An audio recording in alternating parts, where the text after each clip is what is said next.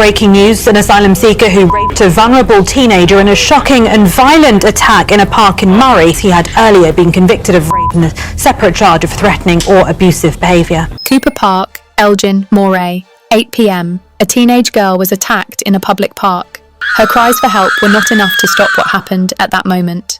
The suspect was Rapawala Ahmadze, an asylum seeker from Afghanistan. When he entered the UK, he claimed to be just 14 years old. That claim was accepted. He was treated as a minor and placed under child protection safeguards. Prior to this, Ahmadze had already been convicted of a serious sexual offence and a separate charge involving threats or abusive behaviour. Those convictions did not prevent another serious attack. After his arrest, medical assessments determined that he was in fact an adult, over 20 years old. From that point on, the incident was no longer viewed as an isolated act of violence. Fear did not fade, it spread. Questions emerged faster than official reassurances. If this could pass through the system, then it could not be the only case. By late morning, people began appearing on the streets. Police were deployed, shields, batons, arrests. By the afternoon, tension was no longer confined to one location. Oxford Street, Sunderland, and other city centres. Dozens of shops were affected. Shutters came down too late. Windows broke first, looting followed. This was not random. It was a release of pressure, unorganised, unannounced. One gap became a spark, and that spark triggered a chain reaction. The problem was no longer a false declaration. People began to look at the outcome. A man claimed to be a child. He was accepted, given accommodation, with a criminal history, allowed to move freely. And then the attack happened. Elgin was not the starting point. There had been other reports before. Swindon, Rochdale, Rotherham, Birmingham. Separate incidents in different places, but following the same pattern. The victims were women or minors. The suspects were not outside the system, not unknown, not unexpected. Each case was handled as an isolated incident. But for the public, the pieces began to fit together. That lack of close supervision allowed the risk to persist. In the days that followed, the response did not arrive as immediate violence. It came as a shift in behaviour. Conversations grew longer, spontaneous gathering points appeared, no calls, no organisation. But the presence kept growing. As the sense of control began to slip, silence could no longer hold, and people appearing on the streets became the next logical step. 11:05. Small groups appeared in the city centre. Limited numbers, no banners, no slogans, short exchanges. People stood apart, watching, testing the response of the authorities. At this stage, there was no sign of eruption, just presence. 12:40. As numbers increased, the balance began to shift. Police deployment thickened and moved into active intervention. Shields appeared, batons were carried, arrests were carried out openly in broad daylight. People were pulled from the crowd, handcuffed, put into vans. Push and shove clashes broke out as barriers were forced back. Shields hit bodies, the crowd pushed back. The clashes were brief, sharp, and scattered. No chaos yet, but the boundary had been crossed. 15:08. When the initial flashpoints were not fully resolved, pressure began spreading elsewhere, no longer confined to a single location. Similar push and pull confrontations appeared almost simultaneously across different streets. 17:30. By this point, daytime order was beginning to fracture. A total of 52 shops were looted across multiple locations. Many stores closed too late. Glass shattered first.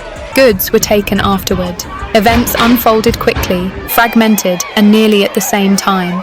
Police resources were stretched thin, forced to move constantly between hotspots. Control weakened with every passing hour. 2015. As darkness fell, the scene shifted again. The crowd did not disperse. It hardened. Helmets appeared.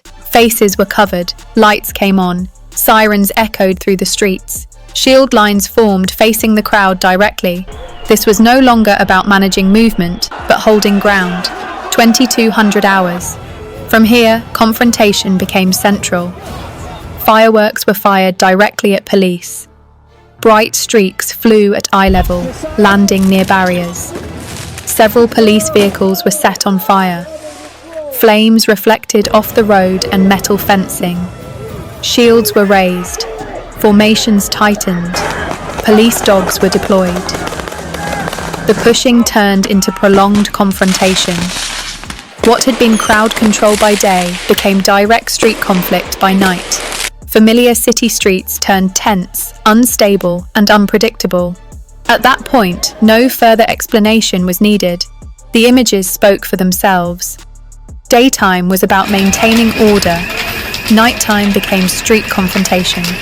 And from that moment on, the story was no longer about a single incident, but about how much order the system could hold once public trust began to fracture. What happened in Cooper Park did not expose a momentary lapse. It exposed a weakness that existed long before the attack. A grown man declared himself a child. That declaration passed through the system without meaningful challenge. There was no decisive verification at the point where it mattered most. Once that step failed, everything that followed was built on an assumption that should never have stood. He was treated as a minor. He was placed under child protection measures. He was allowed to move through public spaces under safeguards designed for someone who did not exist. This was not a failure of compassion. It was a failure of governance. Systems are not judged by intentions. They are judged by outcomes, and this outcome showed that verification was optional where it should have been absolute. Public protection does not rely on reaction, it relies on prevention. When the first gate is weak, every subsequent measure becomes symbolic rather than effective. This is how risk travels quietly through layers that were meant to stop it. By the time harm occurs, the system is no longer preventing anything, it is explaining itself. After the details emerged, something shifted. Not anger at first, but uncertainty. People began asking questions that had no immediate answers. How was the age accepted? Why were checks delayed? Who signed it off? When those questions remain unanswered, reassurance loses weight. Trust does not disappear loudly. It thins. When systems cannot clearly explain how a failure occurred, the public begins to assume the explanation will never come. That is when unease turns outward. People did not gather because they were instructed to. They gathered because staying silent no longer felt safe. When confidence in protection erodes, presence becomes a substitute. The street fills the gap left by uncertainty. This is not ideology, it is instinct. It is what happens when people feel exposed. The events that followed unfolded in stages. By late morning, small groups appeared. Conversations first. Frustration shared openly. Police presence increased. Shields, batons, arrests. The first confrontations happened in daylight, not under cover of darkness. That matters. It showed tension was already high before nightfall. Authority was already reacting rather than directing. By afternoon, the situation widened, no longer confined to one place. Oxford Street, Sunderland, other city centres. In total, 52 shops were looted across multiple locations. The pattern repeated. Stores closed too late. Glass was smashed first, goods taken afterward. This was not random theft. It was opportunistic escalation after deterrence had weakened.